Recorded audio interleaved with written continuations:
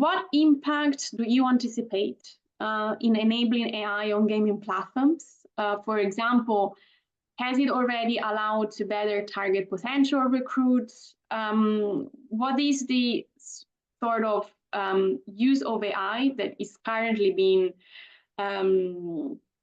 engaged with on gaming platforms? And I want to ask you both in terms of threats, but also in terms of potential opportunity.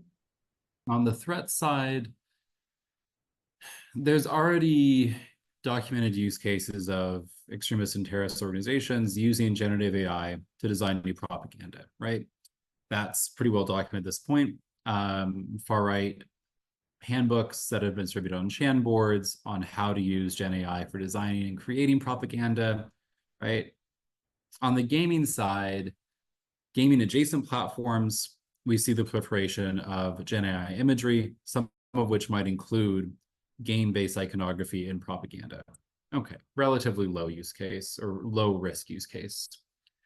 A high risk use case, or at least a more interesting one, is the use of generative AI engines to create games. Those are not massively available on the market yet, but 87% or so of gaming studios are already using various generative AI tools to create games.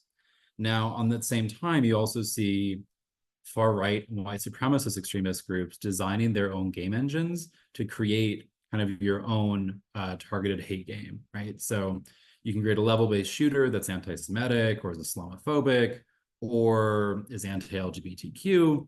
So you can really rapidly make these mini games. Add that with generative AI game creation technology, and you'll be able to make relatively sophisticated extremist games a lot more easily. So what does that mean? Higher volume of extremist content, higher volume of extremist games, and potentially more engagement with kind of those particular types of gaming modalities. So that's one area you see it. On the mitigation side, there's massive room to use various types of AI tools for trust and safety. So one of our EGRN members, Modulate AI, uses generative AI to monitor voice chat in games and try to flag for abusive content, for toxic bullying, but also for extremist or terrorist recruitment attempts. We also see Xboxes implemented more of this. When you do a voice report, if you're playing Xbox Live, it sends the last 30 seconds of the voice chat along with a report that can then be analyzed with AI tools to flag for potential problematic content. The moderation of voice chat has been a long time in coming. Text chat's much easier, right? But voice chat's a lot harder. And generative AI tools or large language model tools have come a long way in helping that.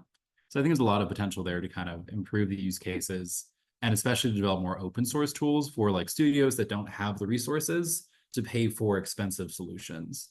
So it's nascent, but I think there's a lot of room to do better work there.